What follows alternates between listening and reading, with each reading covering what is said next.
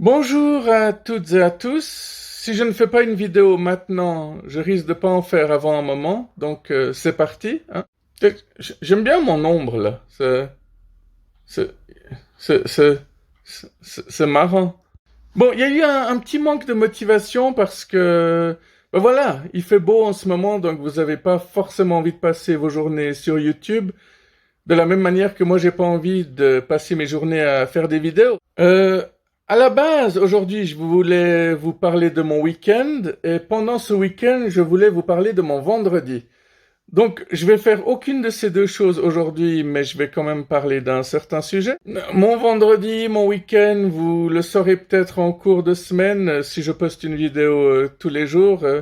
J'ai suffisamment d'idées pour ça, je sais que vous n'êtes pas inquiet de ce côté-là. Parmi toutes ces choses qui m'interpellent, qui m'interloquent, qui me travaillent mon cerveau, il y a beaucoup de choses qui me turlupinent. Je me dis que les gens, ils perdent très très rapidement leurs principes.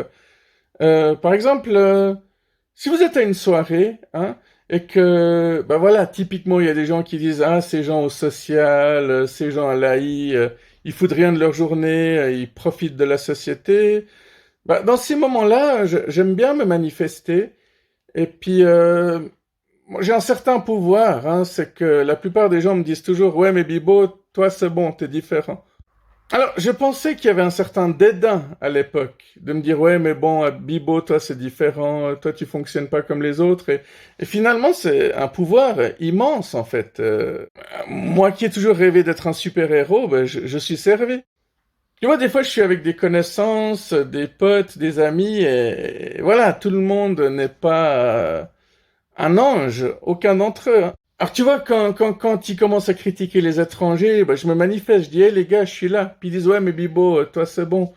Puis après, quand ils commencent à critiquer les artistes, je dis, hé les gars, je suis là.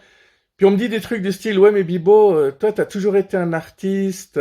C'est pas comme ma cousine qui fait croire qu'elle est artiste, mais qui en fout pas une et qui arrive pas à ta cheville. Alors évidemment, ça me touche qu'on me dise ça. Mais il y a quelque chose d'incompréhensible aussi là-dedans pour moi. Mais je prends un autre exemple aussi, qui est peut-être un peu plus dramatique. Si on est entouré de mecs, par exemple, qui disent ah, moi, ces mecs qui battent leurs femmes, je les comprends pas, et puis si j'en croise un, bah, je le fracasse. Mais si à ce moment-là, il y a quelqu'un qui dit, bah, écoute, moi, je battais ma femme, tu vas faire quoi, hein?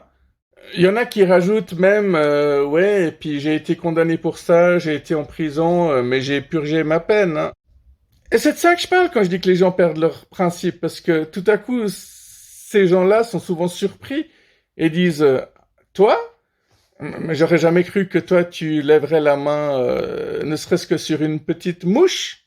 Je crois que ça arrive pas si souvent que ça, que les gars disent, toi, mais t'es qu'une mouche à merde, en fait. Tu vaux rien. Je vais te buter. Ça, c'est la réaction typique de certaines personnes qu'il faut tout simplement éviter.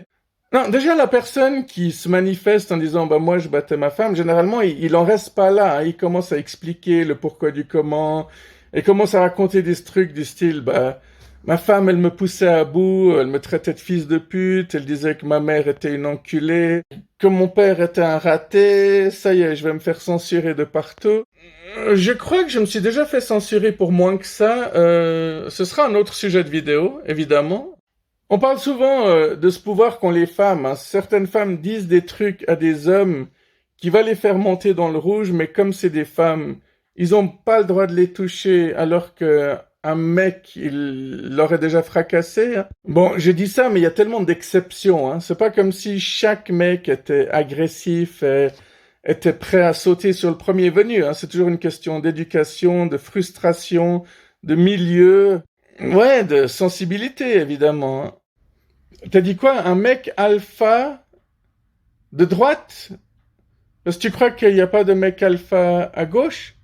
Bon, on peut pas dire que la gauche est pacifiste et que la droite est automatiquement belliqueuse, non. Bon, pour en revenir au sujet, j'ai rencontré beaucoup de mecs qui ont frappé des femmes. J'ai souvent essayé de les comprendre. J'ai pas essayé de les kidnapper, de les torturer. Ça, c'est pas mon truc. Moi, je suis plutôt dans la catégorie des mecs qui ont tendance à se faire kidnapper pour se faire torturer.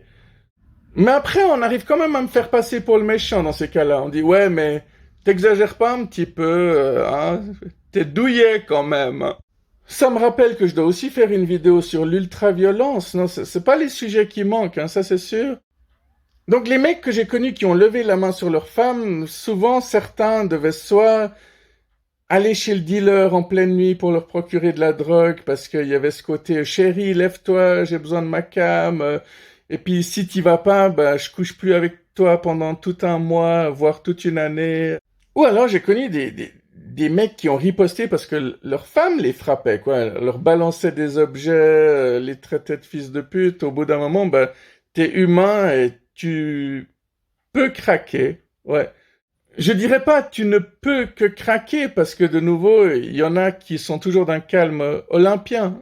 Bien, une fois de plus, je parle pas de façon très complète, je survole un peu les sujets, mais on sait très bien que le fait de parler de violence conjugale inclut le fait que c'est tout un cycle en fait.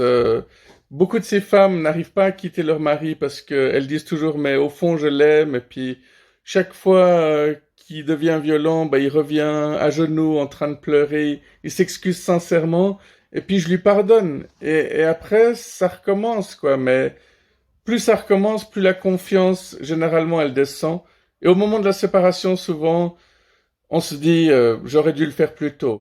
Oui, parce que pour ceux qui l'auraient pas compris, je cautionne pas ce genre d'attitude, j'essaie juste de comprendre le pourquoi du comment. Finalement, la raison du pourquoi je fais cette vidéo, c'est parce que les gens mentent. Ils mentent tout le temps et ils savent même pas qu'ils mentent, quoi. Tu croises un vieux pote dans la rue, qu'est-ce qu'ils font? Ils prennent ton numéro en disant faut qu'on se revoie, il faut qu'on aille se boire un verre et souvent ça se fait pas. C'est comme les gens que tu retrouves sur Facebook, quoi. C'est ah qu'est-ce que tu deviens? Faut qu'on se revoie et puis tu te revois peut-être une fois, mais après les gens sont individualistes, ils s'en foutent de toi. Les personnes qui disent je serai toujours là pour toi ou tu pourras toujours compter sur moi ou qui disent oh écoute ton secret à moi tu peux me le dire tu sais très bien que je divulgue pas les secrets puis moi hein tout le temps moi. Combien de personnes vous ont dit je serai toujours là pour toi ou tu pourras toujours venir chez moi même au milieu de la nuit? Et combien de ces personnes ont disparu de vos vies assez rapidement après avoir prononcé ce genre de phrase, hein? Ouais, la réponse n'est pas forcément encourageante. Mais heureusement qu'on a les membres de notre famille qui sont proches de nous, heureusement qu'on a nos meilleurs amis, parce que sinon on serait vraiment tout le temps seul. Donc ouais, ça arrive que des gens disent ah j'aime pas les Afghans, puis je leur dis que je suis Afghan. Il y a des gens qui m'ont dit dans le passé ah ces gens au chômage qui profitent du système, bah, je leur ai dit bah j'ai pas l'impression de profiter plus du système que toi, hein. Ouais, parce que c'est toujours intéressant de savoir d'où ça vient. Il y a des personnes qui m'ont dit que je profitais de la société et j'ai appris par la suite que c'était des gens qui, eux tout seuls, avaient coulé des cafés tellement ils ont mal suggéré l'argent. Mais en musique, c'est pareil. Tu vois, si quelqu'un critique un de mes groupes préférés, ben, je lui fais écouter une chanson de ce groupe qui risque de lui plaire. Et souvent, ils tombent dans le panneau. Ils disent, ah, mais je savais pas que ce groupe faisait aussi ce genre de musique. Tiens, j'ai connu, par exemple, des batteurs, hein, qui disent, ah, j'aime pas les Beatles, hein. Les Beatles, c'est juste du la la la. Si on fait des reprises, ben, j'ai pas envie de faire des reprises trop simplistes. Ça m'intéresse pas. Bah, ces gens-là, tu leur dis, ok, mais tu connais tout des Beatles? Attends, je vais te faire écouter deux morceaux, hein, et si tu arrives à jouer ce que Ringo arrive à jouer dans la batterie, avec sa batterie, bah, je t'engage dans mon groupe. Et puis bon, ils tombent facilement dans le piège, hein. Généralement, quand tu demandes au batteur de jouer des chansons comme Act Naturally ou What Goes On, tu vois, bah, ils font moins les malins. Déjà, quand ils entendent ces morceaux, ils commencent à transpirer. Puis après, j'aime bien sourire et leur dire, écoute, lui il joue ça pendant 2 minutes. Toi, j'aimerais que tu joues la même chose pendant 2 minutes avec la même attitude décontractée que Ringo. Et puis, si tu ralentis ou si tu accélères, bah t'es foutu, mec. Je te vire tout de suite. J'ai vu très peu de batteurs réussir ce challenge, hein. Mais c'est parce que faut pas me chercher, quoi. On touche pas aux Beatles. Merde, quoi. Tu sais, il y a même un livre qui était apparu qui expliquait que n'importe quoi que tu fasses dans le rock actuellement, les Beatles l'ont forcément fait. Et quand tu penses qu'ils ont juste eu 8 ans de carrière et qu'ils ont réussi à faire des faces B qui sont encore d'actualité maintenant. Moi-même, j'étais dans un groupe de reprise, on avait essayé de jouer All You Need Is Love. Au bout de 10 minutes, on a laissé tomber. On pensait que c'était juste All You Need Is Love, ta ta ta ta ta. Ben, écoutez de nouveau le couplet, puis vous m'en direz des nouvelles, hein, si jamais. Un des meilleurs exemples du père de principe, bah, c'est les personnes qui sont pas parents mais qui donnent des conseils aux parents en disant moi à ta place je ferais pas ça, là ton gamin il est en train de criser, si j'étais son père ça se passerait pas comme ça, bla bla bla bla. On serait très bien que ces personnes-là deviennent jamais les meilleurs parents.